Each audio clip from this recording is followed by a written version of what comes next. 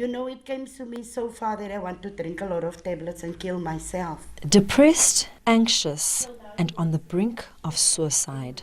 A few years ago, this mother testified against her son in court after he denied being part of a robbery. He was never arrested. Little did she know that this would lead to the most painful years of her life. Her son has physically and emotionally abused her for more than 8 years. The latest incident happened just last week. The traumatized mother lives in fear as her tormentor remains a free man. You see them talking, and when you enter, they're quiet. So that tells you that they're discussing you now or whatever, your child. And people is nowadays like that, they don't hide it even. There's 2 people that I know, they speak like I must hear it. So I hear what they're talking about. And then I just have to pray and just try to calm myself. And just tell myself, you didn't do it. It's your child.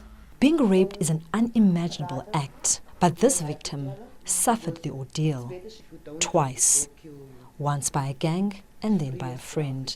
At first I would sit and suffer, moping, sit in a corner, I wanted to be alone. I don't feel worthy of being around people or worthy being living anymore, because I was like, okay, the second time, why is God punishing me? Doesn't the Lord love me? Then why did you create me? Why? If you're going to do this to me, what about my child? Everyone in her community knew she was raped twice. Just walking around became a living nightmare. Now, years later, the stigma lingers. It's still with me. I will never forget what happened. I'm trying to live my life as positively as I can. But the stigma will always be there. You see, because some people are always going to be like looking at me. There's that girl that was...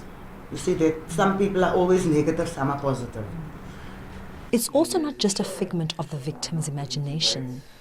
Experts say the stigma they experience is real and damaging.